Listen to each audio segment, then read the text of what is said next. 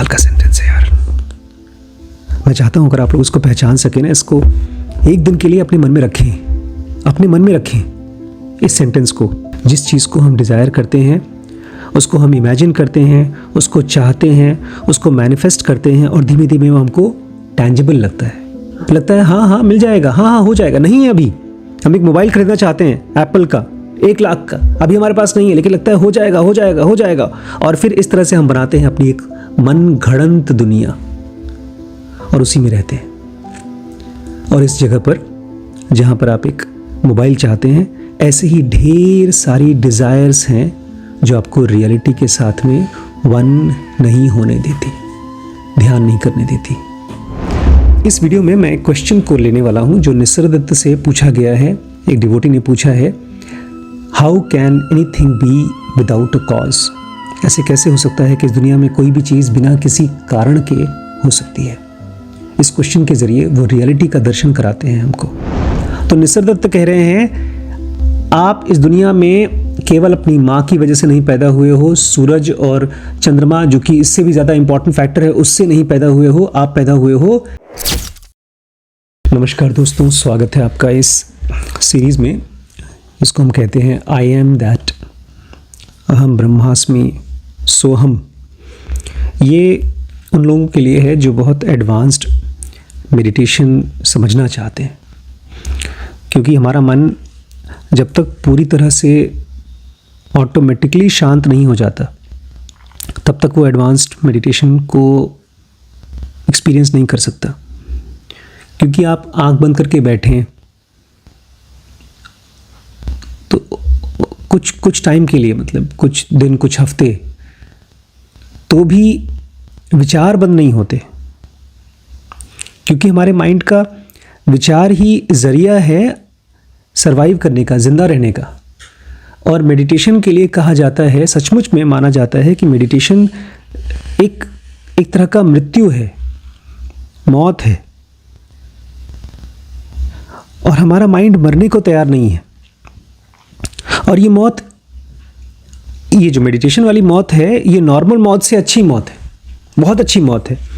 क्योंकि नॉर्मल मौत में तो हमारा शरीर मरता है और फिर से हम पैदा हो जाते हैं, सफरिंग चलती रहती है। इसमें आपकी शरीर के प्रति आसक्ति खत्म हो जाती है, आप जिंदा रहते हैं। लेकिन ये पॉइंट माइंड को समझ में नहीं आता।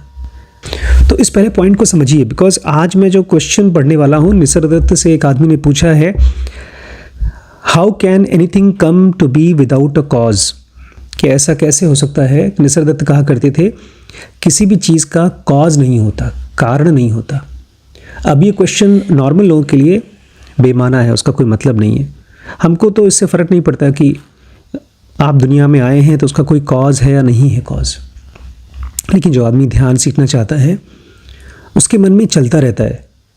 यहाँ अदरवाइज़ भी जो भी हम लोग नॉर्मल इंसान भी हैं जो ध्यान नहीं सीखना चाहते, उनके मन में भी चलता रहता है, मेरी इस परिस्थिति का कारण ये आदमी है, मैं दुखी हूँ इसकी वजह से, या मेरे पास अगर इतना पैसा होता तो मैं सक्सेसफुल मानता, अपने आप को खुश होता, मेरी शादी हो गई होती, मैं इस कॉलेज में एडमिशन ले लिया होता, मुझे नौकरी मिल गई होती तो मैं खुश होता, मैं जॉयफुल होता। तो हम लोगों का मन कारण के रूप में सोचता है हमेशा, इसलिए वो शांत भी नहीं हो पाता। अकारण चीज़ें होती हैं, लेकिन इस मन को ये समझ में नहीं आता, क्योंकि उसको दिखता है ना। आप कहीं जा रहे हैं, अचानक से आपकी कार का एक्सीडेंट हो गया, तो या तो नींद आ गई उसकी वजह से एक्सीडेंट हुआ, या किसी ने आपको मार दिया, ठोकर मार दिया तो आपका एक्सीडेंट हो गया। आप किसी से बात कर रहे हैं रोड पर, उसने आपको गाली दे दी तो आपको गुस्सा आया, तो आपको दिखता है कि मेरे दुख का कारण सामने वाला है। और बड़े बड़े दुख जिसमें कि डेथ हो जाती है, ब्रेकअप हो जाता है, उसमें तो मन को साफ दिखता है कारण, और उसको ये भी दिखता है कि सामने वाला खुश है इस कारण से। आज मुझे किसी ने एक वीडियो शेयर किया, कैरी मिनाटी का एक यूट्यूब नाम का एक यूट्यूबर है, और दुनिया का जो सबसे बड़ा यूट्यूबर है उसका नाम है मिस्टर बीस्ट। और भी बड़े बड़े यूट्यूबर हैं इंडिया के, उन सबको एक यूट्यूब में डाल करके उसने कोई पैरोडी बनाई है जहाँ पर दूसरों की एक्टिंग कर रहा है। उसको देख करके लगता है यार इतने ढेर सारे व्यूज़ हैं, इतना पैसा कमा रहा है तो बहुत खुश होगा। तो हमारे मन को अपने आप को खुश रखने के लिए और सरवाइव करने के लिए कारण कारण और कारण ही दिखता है। इसलिए वो फिजिकली भी और मन के अंदर भी पीछे चीज़ों के पीछे भागता है, कारण के पीछे भागता है। और जो चीज़ें उसको मिल जाती हैं वो भूल जाता है कि अब उससे उसको खुशी या सुख नहीं मिल रहा है। एक तरह से जो मन ने सोचा था कि मुझे इतना पैसा मिल जाए तो मैं खुश हो जाऊंगा, ये पॉइंट ही मिस कर जाता है।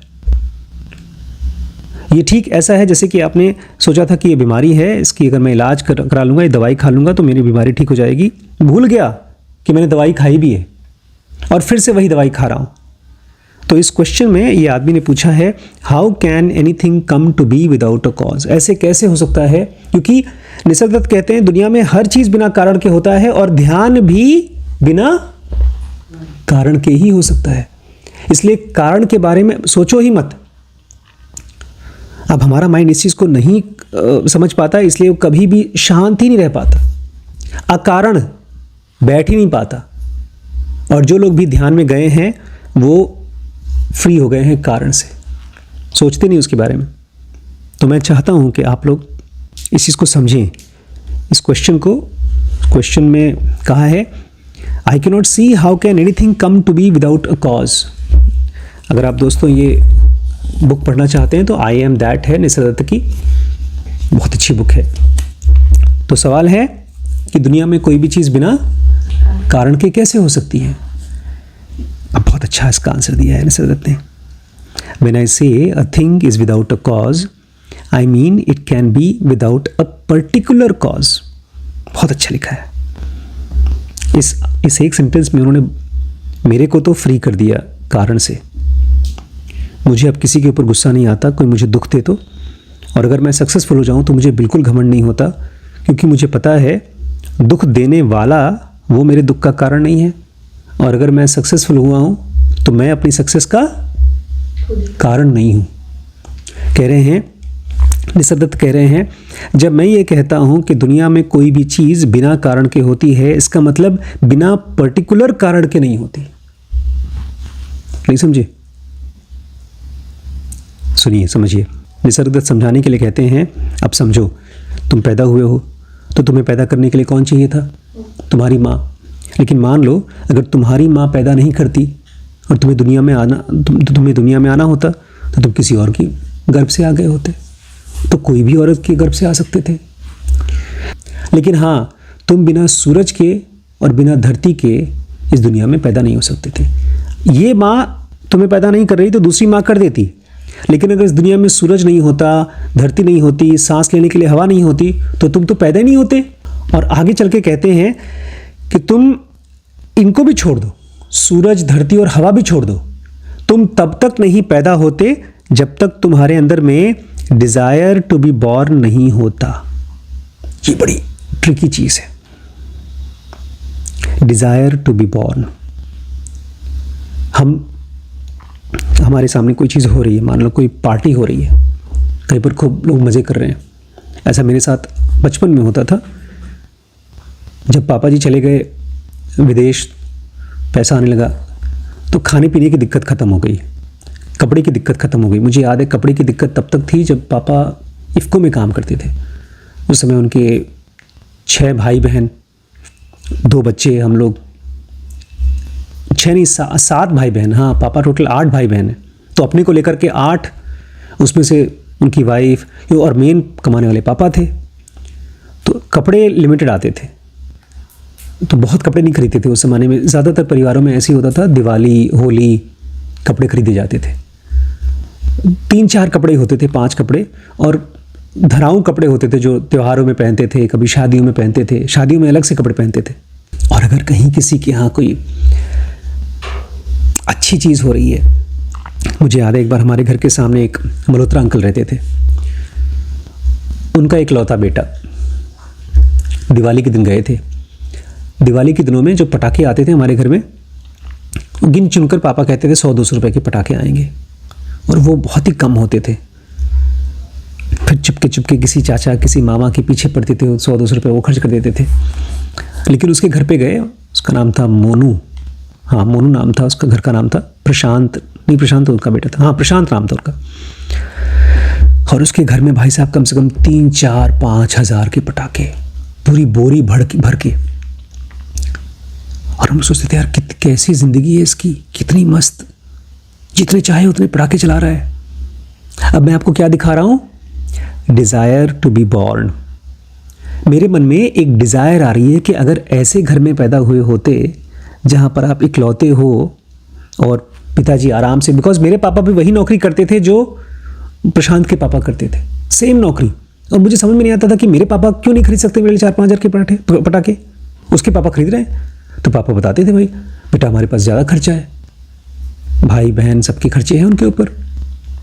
मुझे लगता था बेकार फैमिली में पैदा हो गए यार, इससे अच्छा तो सामने वाले के घर में पैदा हो गए होते। अब ये थॉट ही नहीं आ रहा है कि पैदा होना अपने आप में बुरी चीज़ है। बचपन में कहाँ थॉट आता है, ये तो बाद में समझ में आता है कि यार हर चीज़, खाना पीना, चलना फिरना और कमाना, हर चीज़ प्रॉब्लम है। तो निसर्ग दत्त कह रहे हैं आप इस दुनिया में केवल अपनी माँ की वजह से नहीं पैदा हुए हो, सूरज और चंद्रमा जो कि इससे भी ज़्यादा इंपॉर्टेंट फैक्टर है उससे नहीं पैदा हुए हो, आप पैदा हुए हो डिज़ायर टू बी बॉर्न की वजह से। It is desire that gives birth, that gives name and form. देखिए जो मैं बता रहा हूँ ना, इसको समझने के लिए आपको अपने मन में डिज़ायर को ऐसे पहचानना होगा जैसे हाथों में चलने वाले नस, या सर में होने वाला दर्द,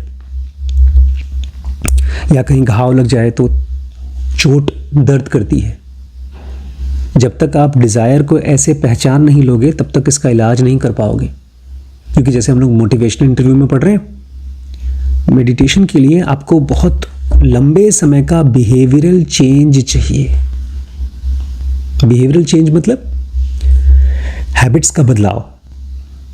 अगर मैं ओवर ईटिंग का शिकार हूँ, मुझे लोगों के बीच में जाकर के अपने आप को इम्पॉर्टेंट फील कराना अच्छा लगता है, और जब मैं वहाँ नहीं पहुँच पाता हूँ तो मुझे डिप्रेशन होता है। इस तरह की ढेर सारी हमारी रोज़ की हैबिट हैं जिसकी वजह से हम दुखी भी होते हैं और बार बार पैदा भी होते रहते हैं।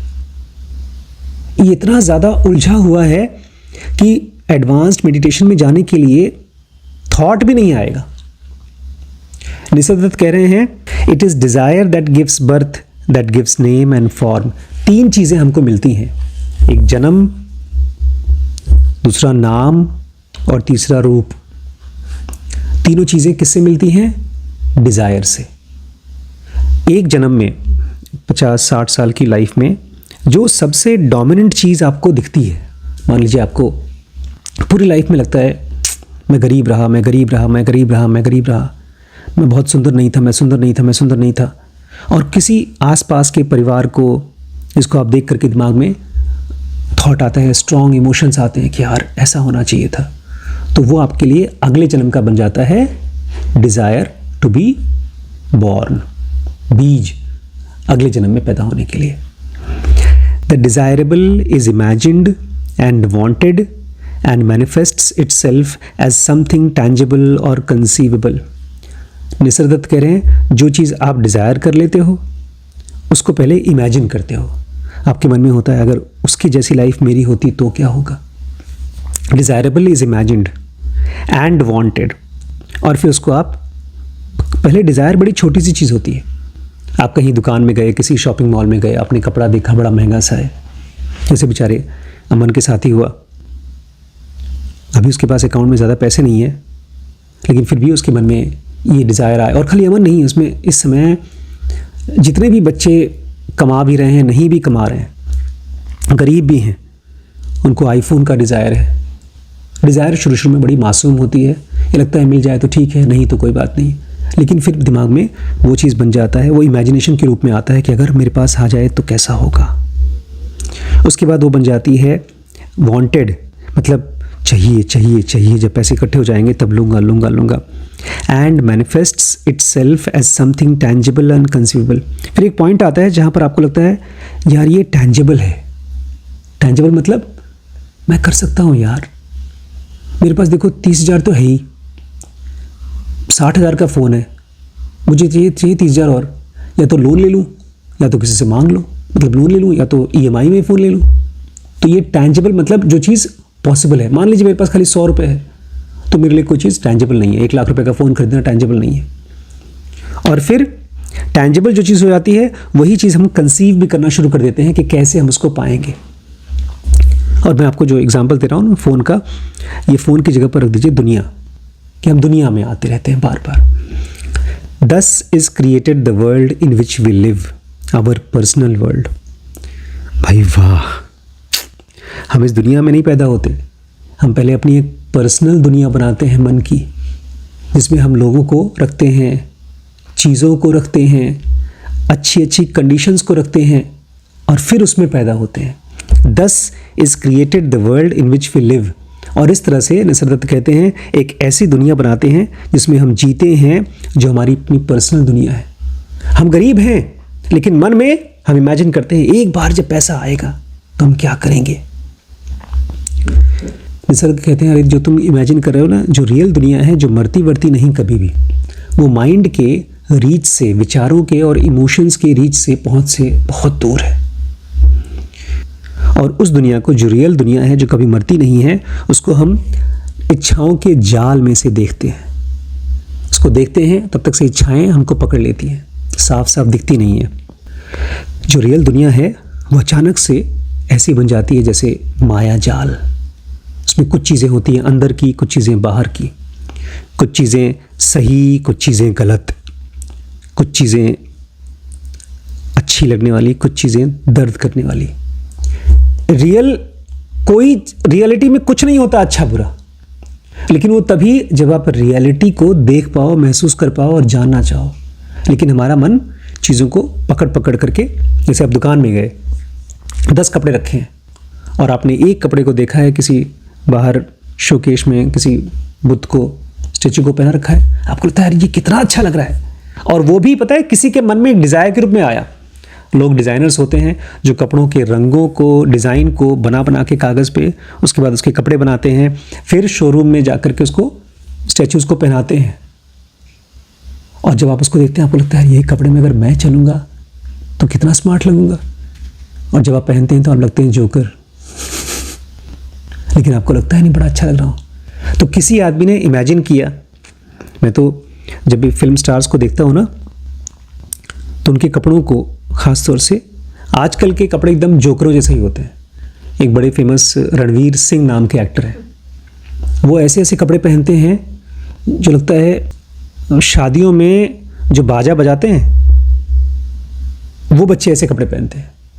ऐसा नहीं कि बाजा बजाने वाले ख़राब कपड़े पहनते हैं, उसमें बहुत चमक धमक होता है, उसमें आपको दिखना होता है भीड़ से हट करके।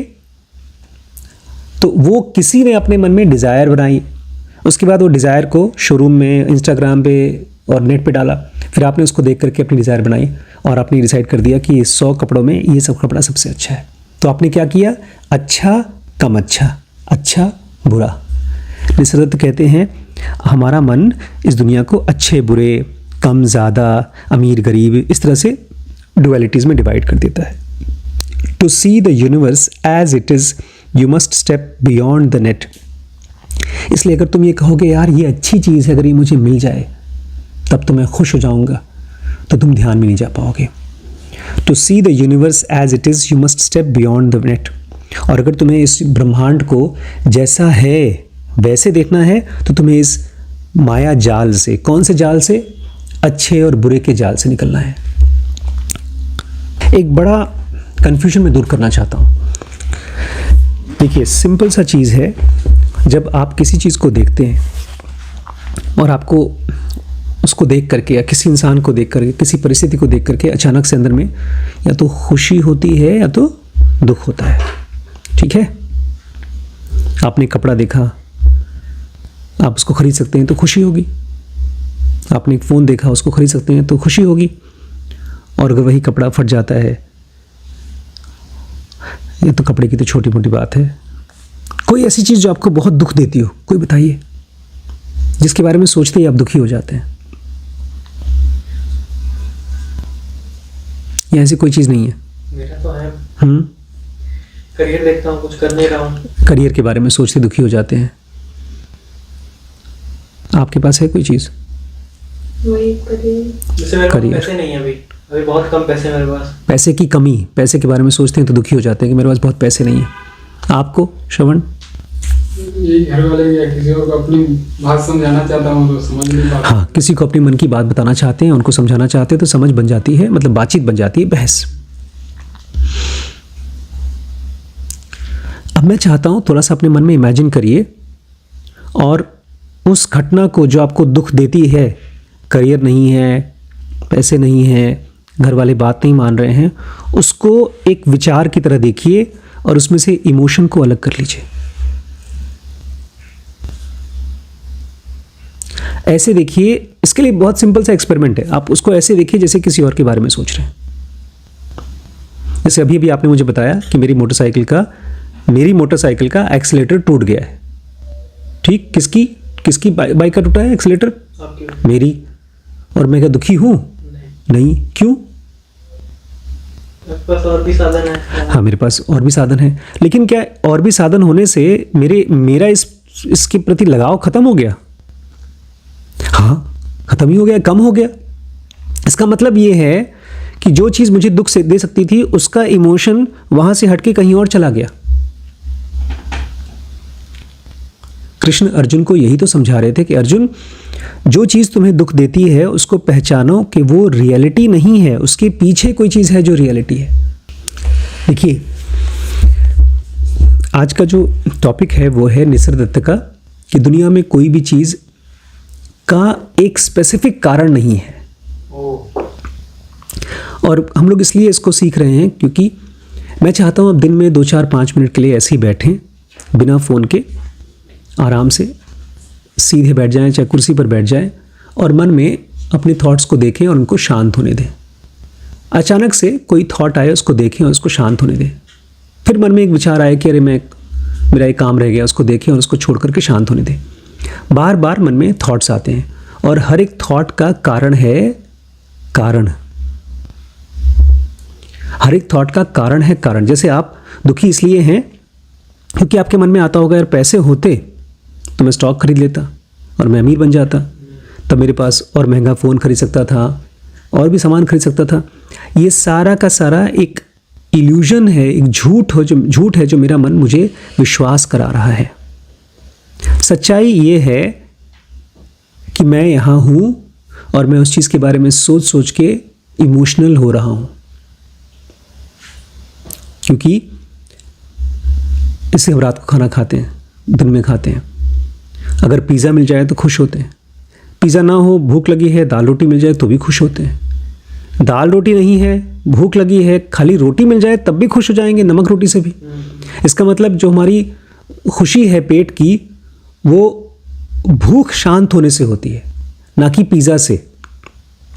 लेकिन फिर भी पिज़्ज़ा को देखते ही अंदर में एक इमोशन क्रिएट होता है वाव का, और वो इमोशन इसलिए है बिकॉज मेरे मन ने उस चीज़ को बार बार सोच करके, बार बार बोल करके, बार बार देख करके मान लिया है कि मेरी खुशी का ये कारण है।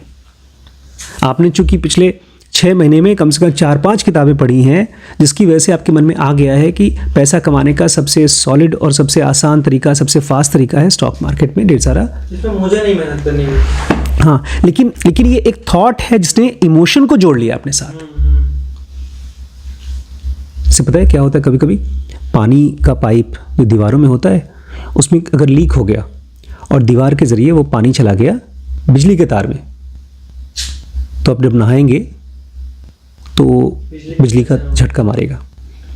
और जब आप पानी खोलेंगे और जब आप वो कभी लाइट ऑन करेंगे, पानी की वजह से शॉर्ट सर्किट हो गया। ये हमारे साथ 24 घंटे होता है।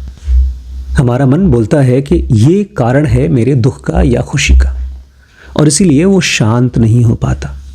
और जब तक आपका मन एक शांति की नेचुरल स्टेट में नहीं रहेगा, तब तक वो धारणा, ध्यान, समाधि की ओर जा नहीं पाएगा, सोच भी नहीं पाएगा, उसके मन में बायस में भी नहीं आएगा।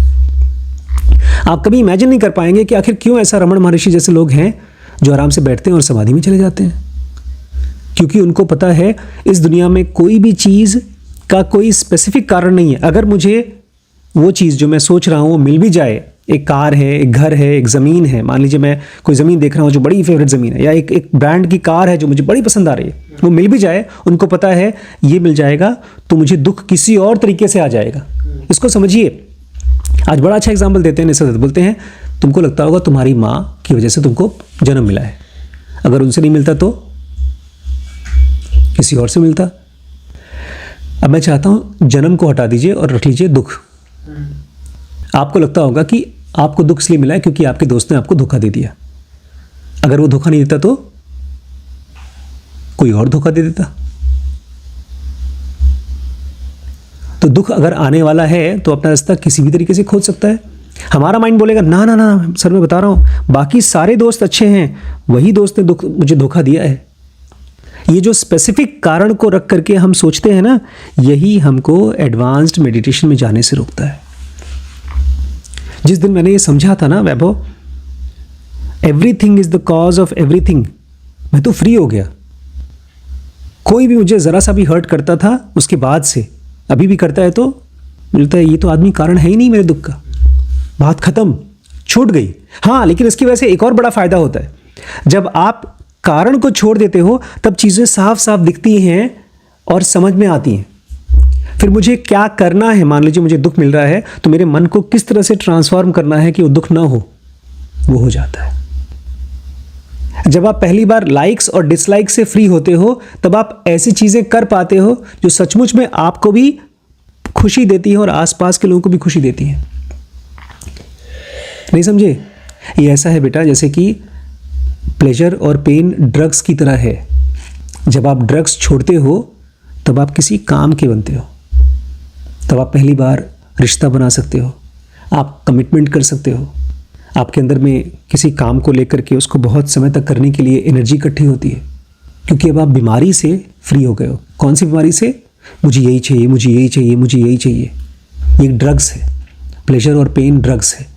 दुनिया को वाइट और ब्लैक तरीके से देखना एक ड्रग्स है।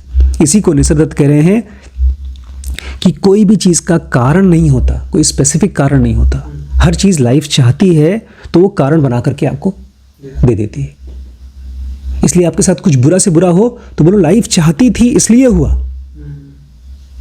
अच्छा हुआ तो बोलो भगवान की कृपा है। दिमाग में मत सोचो अच्छा यार क्यों किया मेरे साथ, ऐसा नहीं होना चाहिए था, ऐसा कैसे कर दिया भगवान ने। आपका दिमाग केवल एक कारण को लेकर के चबा रहा है, मुंह में च्युइंगम की तरह चबा रहा है और वो शांत नहीं हो पा रहा है। तो अगर ध्यान करना है तो यही सोच के चलो, सुख मिला तो अच्छा, दुख मिला तो अच्छा, तब धीमे धीमे आपको दुनिया की रियलिटी समझ में आएगी। ठीक है।